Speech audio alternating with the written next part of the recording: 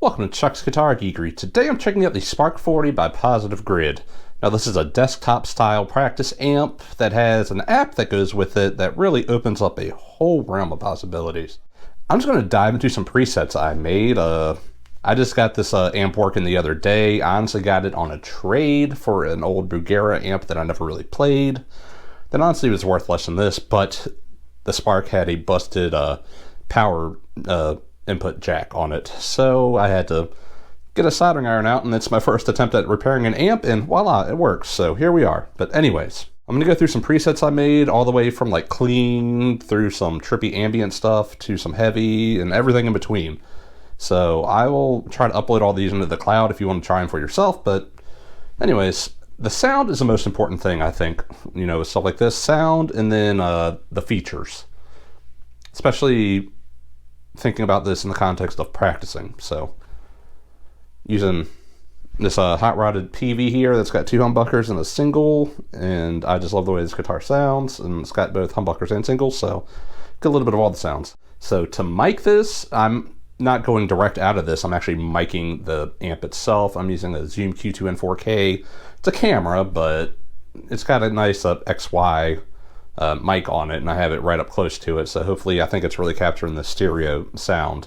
Editing Chuck here the next day, talking into my iPhone as I'm editing this video, and I realized that with the mic I had on the amp, you could still hear the strings of my guitar. And I just want to reaffirm that that's not my lapel mic still on, that's just how close I was to the amp, and the amp really isn't that loud, so you're gonna hear some strings. And to me, I don't know, because I was going more for like how it sounds in the room, not so much how much it sounds closed mic. So hearing a little bit of the strings, I think that makes it more of what it sounds like in the room when you're actually playing with it.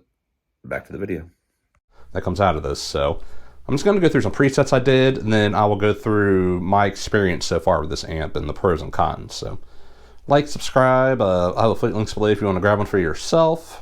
Yeah, let's just go. So to start off here, this is like a Roland jazz chorus type sound with some chorus and some reverb.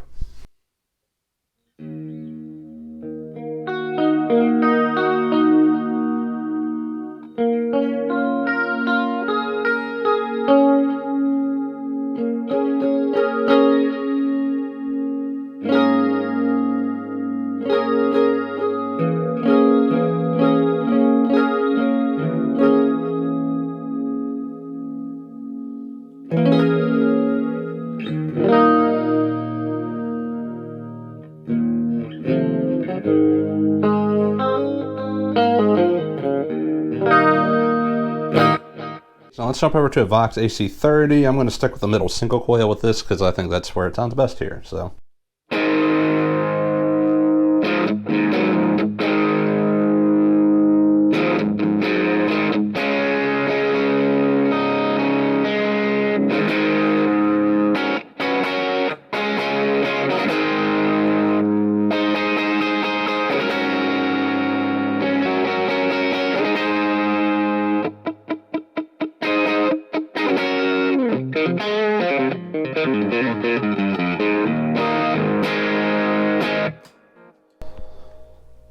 And let's see, let's jump around here.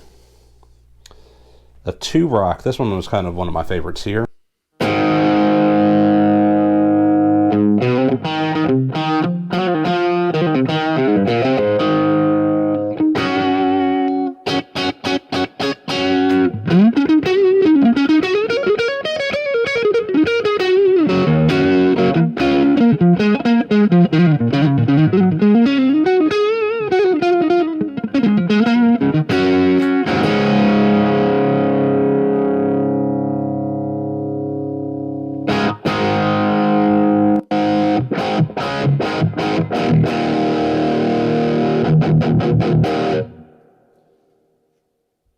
Now, to me, the 2-rock, because with each amp you pick, it has a already determined cab and mic and everything that goes with it for the cabinet simulation. So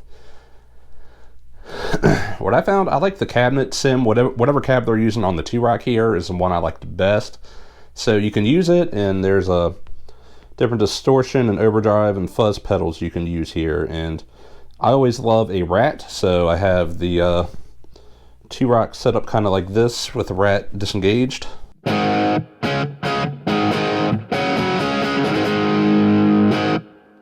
So a little gritty, and then I take, let's probably back off the gain on the rat a little bit.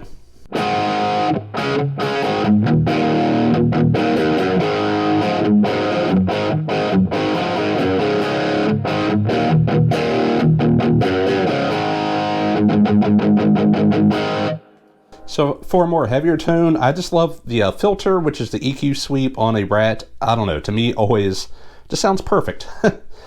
I know that's subjective, but I did just make a few changes here, so if you want to change it, you overwrite and you save what you just did. So let's see. So deluxe half horsey. One of the pedals you can choose from has a little mythical half horse, half man creature on there, and a deluxe reverb. So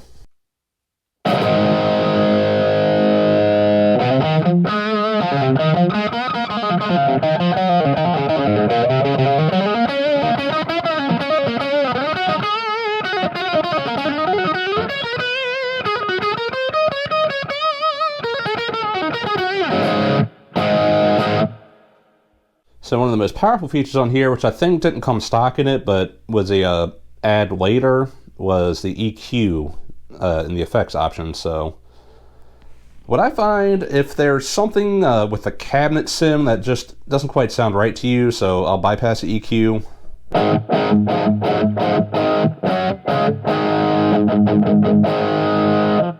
To me, I don't know, there's just something in that upper mid frequency that's just bugging me a little bit, so I turn on the EQ to just scoop that out a little bit. You know what? Hearing it through the playback's a little muffled.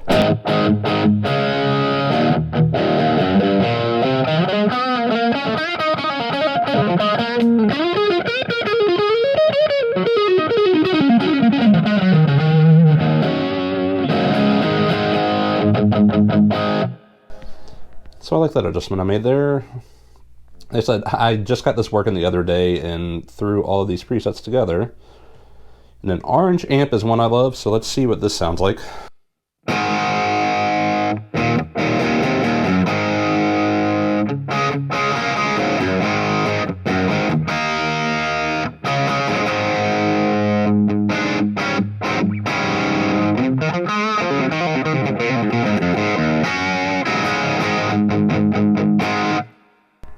And let's see if the EQ does it.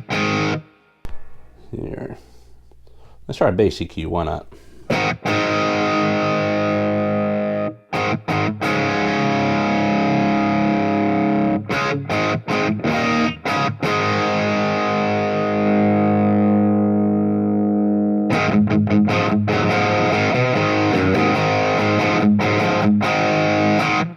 Okay, so one of my tips here I've discovered as I went through this, the EQs, there's a guitar EQ and a bass EQ. So I just undid what I did there, but the bass EQ has different frequencies on it than the guitar, but it has one that I really like, and that's that 10K frequency. Because some of the presets I find, it's a little harsh sounding on the upper end. So if you do that, just take that down a little bit, and why not push the output a little bit, so.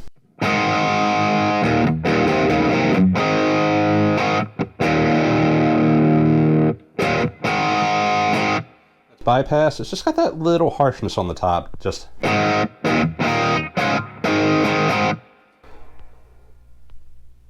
and then I have a little bit of compression.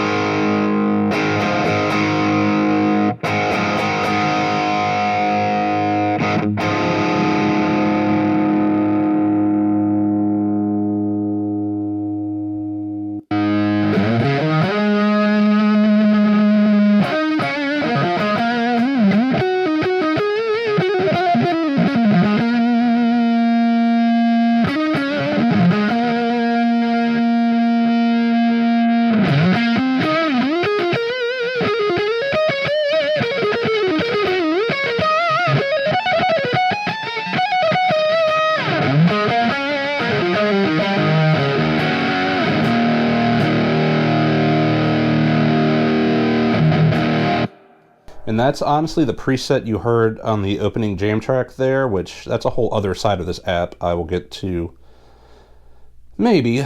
Sorry, I'm talking a mile a minute trying to get stuff done here. So here's some more heavier stuff that I put together.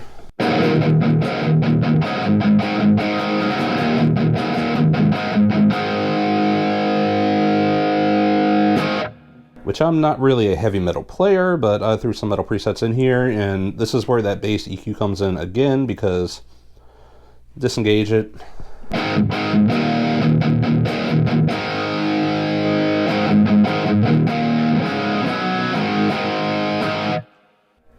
Like I said, adding the bass EQ gets at ultra super high frequencies and it tames them down a little bit.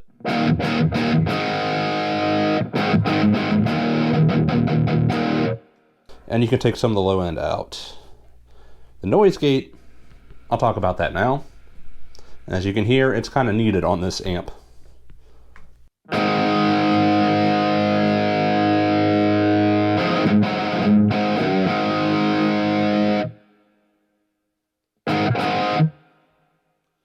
I keep the threshold down pretty low.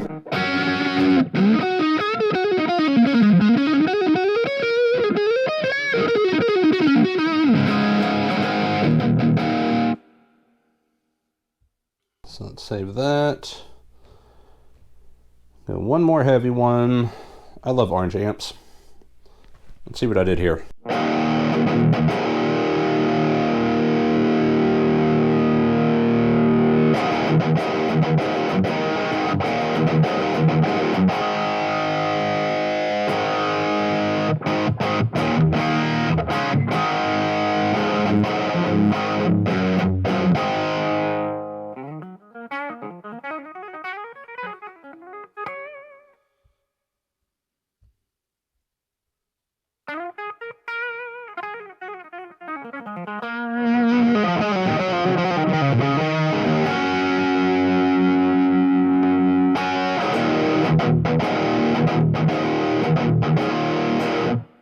So this is something I set up, which is kind of what I do when I use an actual orange amp, because the orange sound is kind of a mushy sound, and if you want to tighten it up, you put a tube screamer in front of it.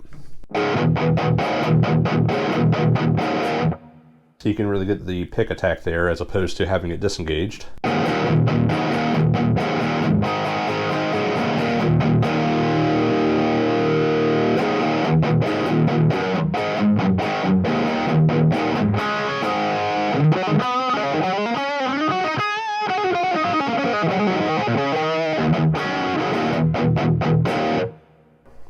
Let's save the adjustments I made there. So, and then you can get into the whole jam side of it. Let's do it.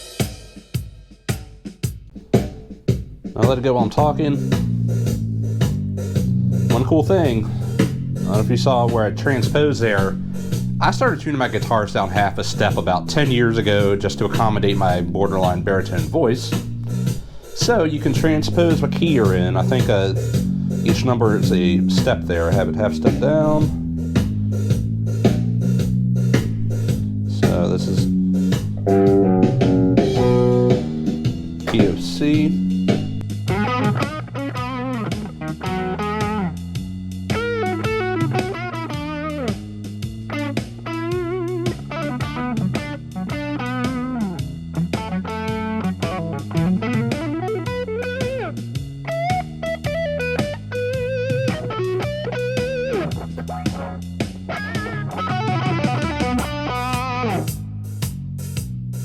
Yeah, not really what I would use that tone for, but yeah, there's all sorts of different things there. Then the Smart Jam here, I'm still figuring that out. I might do a separate video on that. It's a little trickier than I thought it would be, but anyways, and I got one more thing here. Let's do some ambient sounds.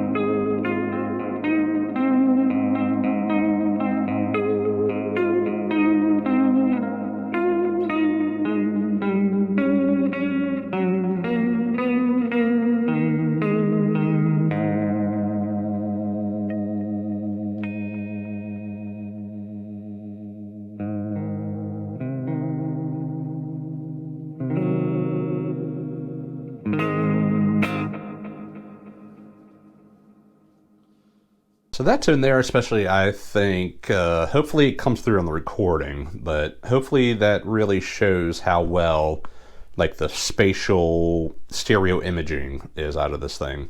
Because I know doing my research before buying it and doing this video, one of the things a lot of people complain about is it sounds kind of like boomy and low end and kind of mushy. But I find that's all dependent on where you're situated relative to the amp. Best placing for this, I found, if you have it across the room but pointed right at your head, pretty much, is where it sounds the best. That's where you actually get the stereo imaging from the speakers. If you get off to the side of it, if you're behind it, you're not getting the high end, the very directional push out of it. Like, it's even worse than a typical guitar amp. But if you're directly in front of it, especially if you're across the room, it really, like, it sounds like you're going through a nice big hi-fi stereo system. And it just sounds like the reverb goes on both sides of you, and the delays and the effects. So definitely try to work with where you position it. Kind of walk around, see where it sounds best, and especially if you're going to be sitting in a chair, point it where you're going to be at. And I think that takes care of that issue. But I now think, because for a while with practicing, I've been using this Katana here behind me, or even the PV Studio Pro here, but I think this Spark, I might not fire this up very often anymore, which I hate to say.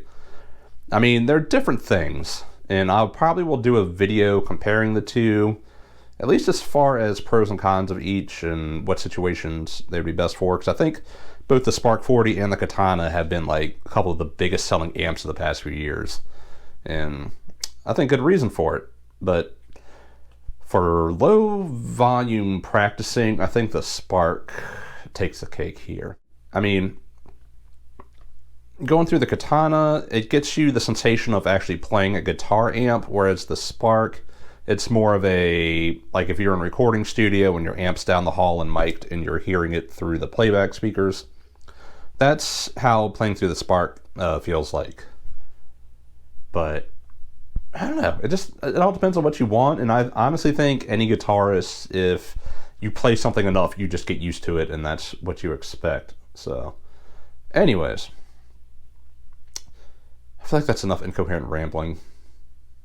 Yeah, that's enough incoherent rambling.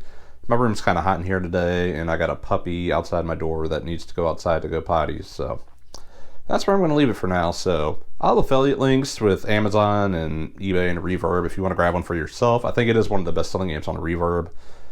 And yeah.